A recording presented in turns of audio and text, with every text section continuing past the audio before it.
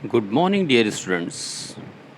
Today, I am going to discuss one of the most important poem of UP Board Class 11th curriculum, that is the Laborum Top, composed by Ted Hughes. So, without any further delay, let us start with the line by line description of the poem, the Laburnum Top. Dear students, सबसे पहले हमें पता होना चाहिए कि लेबुरम किसको बोलते हैं। लेबुरम एक आपने आम भाषा में वर्ड सुना होगा, अमलतास। तो इस लेबुरम का मतलब होता है अमलतास। जो अमलतास का पेड़ होता है उस पर बिल्कुल येलो कलर की पत्तियां होती हैं, वो बहुत ही सुंदर दिखाई देती हैं। तो पोएट टेड ह्यूग्स ने इसको डिस्क्राइब किया है। इसमें बताया है कि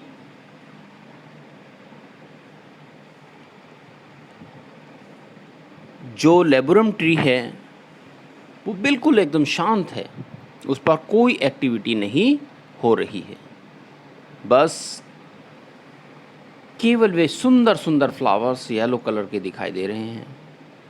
बट जैसे ही एक गोल्ड फिंच बर्ड जो आकर के उस पर बैठती है तो वहाँ पर एक हलचल होती है। सडनली वहाँ पर एक बहुत ही चहचहाहट की मतलब आवाज़ आ जाती है। सभी लोग उससे अचानक सरप्राइज होते हैं। इसी का ही बहुत ही सुंदर वर्णन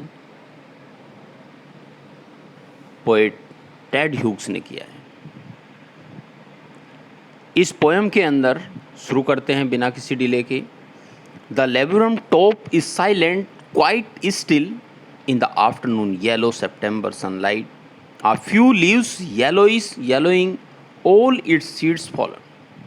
वो बता रहे हैं कि लेबुरम क्या है कि शॉर्ट ट्री है विद हैंगिंग ब्रांचेस, जिसकी ब्रांचेस जो है वो हैंग हो रही हैं और उसके ऊपर येलो फ्लावर्स हैं, पॉइजनस सीड्स हैं।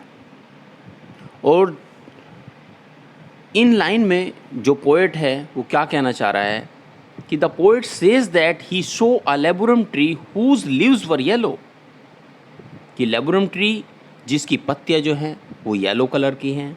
The trees top is still and silent in the day of September month, September month का महीना है और जो ट्री है उसका जो ऊपरी हिस्सा है वो बिल्कुल साइलेंट है और कोई भी उस पर एक्टिविटी नहीं हो रही है। It is autumn season, autumn season चल रहा है। And all the seeds of the tree had fallen, और जितने भी इसके सीड्स हैं वो ऊपर से टूट टूट करके नीचे गिर रहे हैं। The poet had use the word yellow for leaves and sunlight. जो सनलाइट है जैसे ही उस पेड़ पर पड़ती है तो बिल्कुल एकदम गोल्डन कलर की मतलब शो मतलब दिखाई देता है। येलो इज सिम्बोलाइसिस साइलेंस, जो येलो कलर है वो किसका सिंबल है? साइलेंस, डेथ एंड ब्यूटी का। He describes the whole scene of the tree with this colour, और उसने पूरा जो चित्रण है वो इस ट्री का इस कलर के माध्यम से किया है। नेक्स्ट पैराग्राफ में till the gold Finch comes, और जैसे ही एक small singing bird with the yellow feather on its wings वहाँ पर आकर के बैठती है तो जो साइलेंट पड़ा हुआ पेड़ है वो बिल्कुल एकदम चहचहाहट की आवाज़ में परिवर्तित हो जाता है। विद आ ट्विचिंग चिरप, अब देखिए इसमें वर्ड आया बेटे ट्विचिंग, सडन जर्क मूवमेंट, यानी कि अचानक वहाँ पर एक्टिविटी आ जाना, मूवमेंट आ जाना। Chirp, a bird making repeated high pitched sounds, यानी कि जो हाई पिच की जो साउंड है वो प्रोड्यूस करती है। अ सडननेस, एक अचानक जो मतलब अ स्टार्टलमेंट, सब लोग आश्चर्यचकित हो जाते हैं। एट अ ब्रांच एंड, और उस जो एंड पर आकर के गोल्डफिंच नाम की चिड़िया उस पर बैठती है। Then slick as a lizard and alert and abrupt, जो रेब्रप्ट मीन्स होता है रैपिड, तेज़ी से। जो हमारी ये है गोल्डन फिंच है, जैसे ही वहाँ पर आकर के बैठती है तो जो साइलेंट पड़ा हुआ पेड़ था बिल्कुल एकदम डेथ के समान था, अब वो makes a sudden chirp sound, और उसमें से अचानक आवाज़ आने लगती है। The bird while being rapid, बहुत तेज़ी से, alert and precautions like a lizard, और जो पोएट हैं वो इसकी तुलना लिजार्ड से करते हैं। Sits on the branches of the tree, जो ट्री की ब्रांच है उस पर बैठी हुई है। As she move towards the thickness of the branch, the younger ones started chirping and doing vibrations with the wings making a sound like a machine. देखिए इसमें ये कहा है कि sound like a machine means golden finch plus उसके बच्चे जब सब मिल कर के आवाज़ को, साउंड को प्रोड्यूस करते हैं, इसीलिए उसको साउंड मशीन कहा गया है। Because of the movement of the bird and her young ones, the tree starts to shake the thrill, और उससे जो उसके बच्चे और वो आवाज़ प्रोड्यूस कर रहे हैं, जो ट्री है वो शेक करने लगता है एंड थ्रिल करने लगता है। The poet has given two opposite scenarios of the tree, अलग अलग दो सिनारियोज़ को पोएट ने बहुत ही बखूबी सुंदर वर्णन किया है। The tree first being death, पहले जो एक मृत समान मतलब पेड़ पड़ा हुआ था, like and still then giving the life, और उसके बाद जैसे ही गोल्डन फिंच नाम की सिंगिंग बर्ड आकर के उस पर बैठती है, वो और उसके बच्चे मिल कर के उसको एक नया जीवन दे देते हैं। And shelter to the bird and her younger ones, जो उसके लिए और उसके बच्चों के लिए एक शेल्टर है। It is the engine of her family, she stocks it's full then flits out to branch end, showing her buried face identity mask।